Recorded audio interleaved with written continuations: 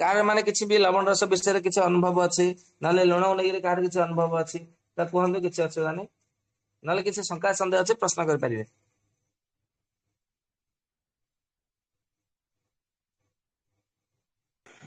ଜୟ ଜଗନ୍ନାଥ ଭାଇ। ଜୟ ଜଗନ୍ନାଥ, ଜୟ ଜଗନ୍ନାଥ। ଆମର ଅଧିକା ଲବଣ ଖାଇବା ଦ୍ୱାରା ମୁଣ୍ଡ ବି ବୁଲେଇ ଦିଏ କି? ଖାଇଲେ ହଁ ସେମିତି ହଁ, ମୁଣ୍ଡ। ଆଜ୍ଞା ଆଜ୍ଞା, ଅଧିକ ଅଧିକ ଲବଣ ଖାଇବା ଦ୍ୱାରା ମୁଣ୍ଡ ବୁଲେଇ ହବ। କାହିଁକିନା ଆ, ଆପଣଙ୍କର ହାଇ ବିପି ବଢିଲେ ତ ମୁଣ୍ଡ ବୁଲେଇ ହବ ନା। ଆଜ୍ଞା ଆଜ୍ଞା, ମୋ କାରଣ କଣ, ମୋ ଶୁଖୁଆ ତ କେବେ ଖାଏନି, କିନ୍ତୁ ଆଜ୍ଞା ବହୁତ ଦିନ ତଳେ ମୋର ମନେ ଅଛି ଏଇ ଲୁଣି ଶୁଖୁଆ ଥରେ ଦିଥର ଖାଇଛି। ସେଇଟା ଖାଇଲା ପରେ ମୋ ମୁଣ୍ଡ ଟା ବୁଲାଏ। ତେଣୁ ତା ପରଠୁ ମୁଁ ଆଜ୍ଞା କେବେ ବି ଏମିତି ତ ପସନ୍ଦ ନୁହେଁ ଖାଇବା ପାଇଁ। କିନ୍ତୁ ତାପରେ କେବେ ବି ଖାଏନି। ସେଇଟାରୁ ମୁଁ ମନେ ପଡିଲା ଏବେ ସେ କଥାଟା, ତେଣୁ ସେ ଲାଗି ପଚାରୁଛି। ଆଜ୍ଞା ଆଜ୍ଞା ଆଜ୍ଞା, ବହୁତ ବହୁତ ଧନ୍ୟବାଦ। ଆଉ ଏମିତି କାହାର ମାନେ ଅନୁଭବ ଅଛି କି ଲବଣ ରସକୁ ନେଇକରି?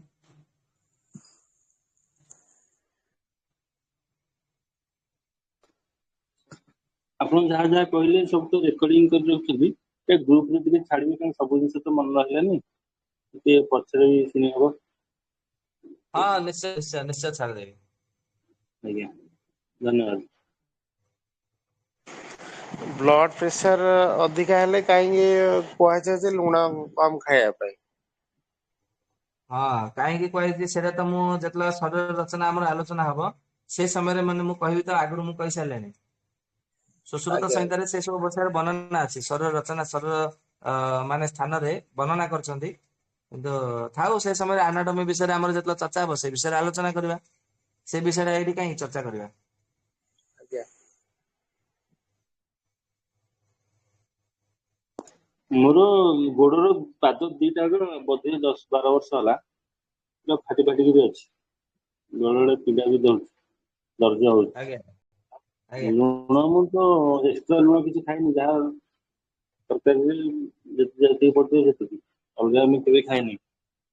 ତେଣୁ କେମିତି ଏଇଟା କମିବ? ଆପଣ ଯୋଉ କହିଲେ ଲୁଣ ପୁରା ଏକଦମ ବନ୍ଦ କରିଦବା ବୋଲି, ଲୁଣ କେମିତି ବନ୍ଦ ଶୁଣନ୍ତୁ, କରିବି ତାହେଲେ? ତ ଠିକ ଅଛି, ଆପଣ ଭଲେ ଲୁଣ ଖାଉନାହାନ୍ତି, କିନ୍ତୁ ଏମିତି କିଛି ଖାଦ୍ୟ ପଦାର୍ଥ ଖାଉଛନ୍ତି ଯୋଉଥିରେ କି ଆଲକାଲାଇନ ଅଧିକ ମାତ୍ରାରେ ଖାଉଛନ୍ତି। ମାନେ ଆମର ଦି ପ୍ରକାର ଖାଦ୍ୟ ଅଛି, ଗୋଟେ ହଉଛି ଅମ୍ଳୀୟ ଆଉ ଗୋଟେ ହଉଛି କ୍ଷାରୀୟ। ମାନେ ଯାହାକୁ ଏସିଡ ଆଉ ଆଲକାଲାଇନ ବୋଲି ଆମେ ଭାବି ଦିଅନ୍ତୁ। ଆପଣ କଣ ହଁ, କରୁଛନ୍ତି, ଅଧିକ ମାତ୍ରାରେ ଆଲକାଲାଇନ ଖାଦ୍ୟ ଅଧିକ ଖାଉଛନ୍ତି, ମାନେ କ୍ଷାରୀୟ ଖାଦ୍ୟ ଅଧିକ ଖାଉଛନ୍ତି। ଭଲେ ଆପଣଙ୍କ ଲବଣ ରସ ନ ଖାଆନ୍ତୁ, ତ କ୍ଷାରୀୟ ଖାଦ୍ୟ ତ ଅଧିକ ଖାଉଛନ୍ତି ନା। ଖାଉଛନ୍ତି ନା ନାଇଁ, ହଁ କି ନାଇଁ?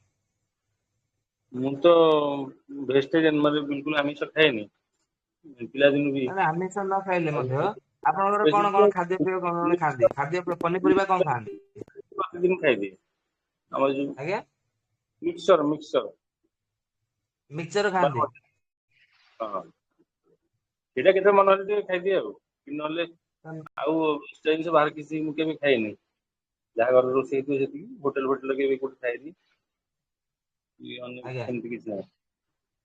ତ କିନ୍ତୁ ଯେତେ ଏଇଟା ସବୁ 10-12 ବର୍ଷ। ମିକ୍ସଚର ଯୋଉ ଯେତେ ସବୁ ଯୋଉ ମିକ୍ସଚର ନମକିନ ଯୋଉ ତିଆରି ହୁଏ, ସେଥିରେ ତ ଅଧିକ ମାତ୍ରାରେ ରାଗ ଲବଣ ଟାକୁ ହିଁ ଅଧିକ ଗୁରୁତ୍ୱ ଦେଇଥାନ୍ତି। ହଁ, ତ ସେଥିରେ ଆପଣଙ୍କର ତ ଲୁଣ ମିକ୍ସଚର ରହୁଛି। ଖାଉଛନ୍ତି ମାନେ ଲବଣ ରସ ତ ଯାଉଛି ଆପଣଙ୍କ ଶରୀରରୁ। ଡାକିକି ବନ୍ଦ କରିଦବା, ଖାଇବନି କେବେ ଆଉ। ଆଉ କଣ କଣ ସବୁ ଲବଣ ମାନେ କ୍ଷାରୀୟ ଖାଉଛନ୍ତି ସେଇଟା କୁହନ୍ତୁ? ନାଇଁ, ଆଉ ବାହାର ଜିନିଷ ତ ମୁଁ କେବେ ଖାଇନି କୋଉଠି ବାହାରେ। ଘରେ ଯାହା ଖାଇକି ଆଜ୍ଞା ଆସିଥିବି, ଯୁଆଡେ ଯୁଆଡେ ଆସିଲେ ବି ଘରେ ଆସିଲେ ହିଁ ଖାଇବି, ପ୍ରାୟ ଖାଇନି। ଆଜ୍ଞା ହୁଁ ହୁଁ ହୋଟେଲ ଫୋଟେଲ ମତେ ପସନ୍ଦ ନୁହଁ, ତେଣୁ ଆଜ୍ଞା ଆମିଷ ତ ବିଲକୁଲ ଖାଇବାର ନାହିଁ। ଆଜ୍ଞା ଘରେ ଭାତ, ଡାଲମା କି ଭଜା କି ସାଧା ତରକାରୀ, ଏମିତି ଯାହା ସନ୍ତୁଳା, ଆଜ୍ଞା ସେଥିରେ ଯାହା ଲୁଣ ଯେତିକି ପଡିଥିବ, ଆଉ ଏକ୍ସଟ୍ରା ଯୋଉ ଲୁଣ ଲଙ୍କା ପିଆଜ ଏମିତି ସବୁ କରନ୍ତି, ସେମିତି ମତେ ଭଲ ଲାଗେନି, ମୁଁ କେବେ ଖାଇନି। ଆଜ୍ଞା ତେଣୁ ଏକ୍ସଟ୍ରା ଲୁଣ ଅଧିକା କେବେ ନୁହଁ। କିନ୍ତୁ ପାଦ ଦିଟା ଯାକ ଫାଟିକି ରହୁଛି ବର୍ଷ ସାରା, ସେମିତି ଦର୍ଜ ରହୁନି, କେତେବେଳେ କେମିତି ଥରେ ଦିଥର କେମିତି ବର୍ଷରେ ଥରେ ଦର୍ଜ ହଉଥିବ। ନହେଲେ ସବୁବେଳେ ଆଁ କରିକି ପୁରା ଫାଟିଲା ଭଳିଆ ଅଛି ପାଦ ଦିଟା ଯାକ। ପୁରା ଆଜ୍ଞା ପୁରା ଏଣ୍ଟାୟାର ପାଦଟା। ହୁଁ ହୁଁ ହୁଁ ତେଣୁ ଉପାୟ କଣ ଆଉ କରିବା ତା ପାଇଁ? ଆପଣ ମତେ ଗୋଟେ କାମ କରନ୍ତୁ, ଗୋଟେ ଦିନଚର୍ଯ୍ୟାରେ ମତେ ଗୋଟେ ମାନେ ଲେଖିକି ମତେ ହ୍ୱାଟ୍ସଆପ ରେ ପଠାନ୍ତୁ। ନହେଲେ ମତେ କାଲି ଦିନରେ ଫୋନ କରନ୍ତୁ, ବୁଝିପାରିଲେ? ଆପଣଙ୍କର ଗୋଟେ ଦିନର ଦିନଚର୍ଯ୍ୟା ମାନେ ଜାଣିବା ଟେଲିଗ୍ରାମ ନିହାତି ଦରକାର। ନମ୍ବର ଟା କେମିତି ଜାଣିବି? ନମ୍ବର ଟା ମୁଁ ଆପଣଙ୍କୁ ଏଥିରେ ଆପଣ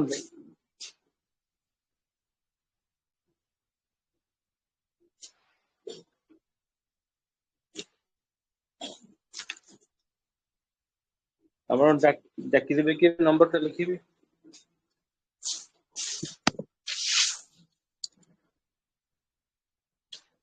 ଆଜ୍ଞା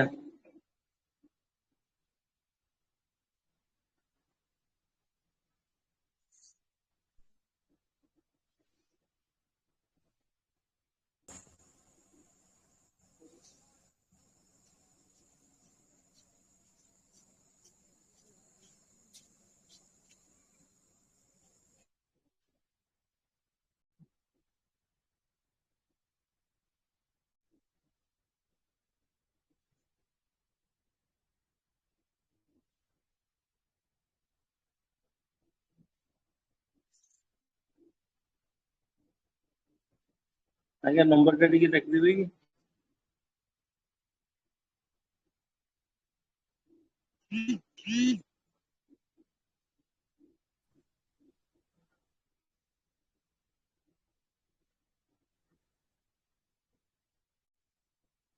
ଦେଖିଲେ ନମ୍ବର ଟା ଗ୍ରୁପ ରେ ପଠେଇଲେ? ହଁ ଦେଖିଲି। ଆଜ୍ଞା ଆଜ୍ଞା, ଦେଖିଲି ଏଇଟା ହଉଛି ହ୍ୱାଟ୍ସଆପ ନମ୍ବର ଟା। ଏଇ ହ୍ୱାଟ୍ସଆପ ଆଜ୍ଞା। ନମ୍ବରରେ କାଲି କଣ୍ଟାକ୍ଟ କରନ୍ତୁ। ତାପରେ ଆପଣଙ୍କର ଗୋଟେ ଦିନର ଦିନଚର୍ଯ୍ୟା ଜାଣିଲା ପରେ ତାପରେ ଆପଣଙ୍କୁ ମୁଁ କହିବି କଣ କଣ ଲବଣ ରସ ଆପଣଙ୍କର ଅଧିକ ସେବନ କରୁଛନ୍ତି। ଯୋଉଟା ଯୋଉଟା WhatsApp ବନ୍ଦ ନମ୍ବର କରିବା ଦ୍ଵାରା ଆପଣଙ୍କର ପୁରା ବାତ ରୋଗ ଠିକ ହେଇପାରିବ। ଏଇ ନମ୍ବରରେ ଆପଣ ଆଜ୍ଞା, ଲେଖିକି ପଠେଇବେ ନା ଏଇ ନମ୍ବରରେ ଲେଖିକି ପଠେଇବେ ନା କଥା ହେବି? ଲେଖିକି ପଠାନ୍ତୁ ନହେଲେ ଫୋନ କରନ୍ତୁ। ହ୍ୱାଟ୍ସଆପ ରେ କଥା କଲ୍ କରିବି। ହଁ କରନ୍ତୁ କିଛି ଅସୁବିଧା ନାହିଁ। ଆଜ୍ଞା ଦିନ ବେଳେ କୋଉ ସମୟରେ ଆପଣଙ୍କ ସାଙ୍ଗେ କଥା ହେଇପାରିବି? ଖରା ବେଳେ କରନ୍ତୁ ଦିପହରରେ। 12ଟା ପରେ। ଆଜ୍ଞା। ଆଜ୍ଞା ଆଜ୍ଞା। ଆଉ କାହାର କିଛି ଅଛି ଶଙ୍କା ସନ୍ଦେହ ନହେଲେ କିଛି ଅନୁଭବ?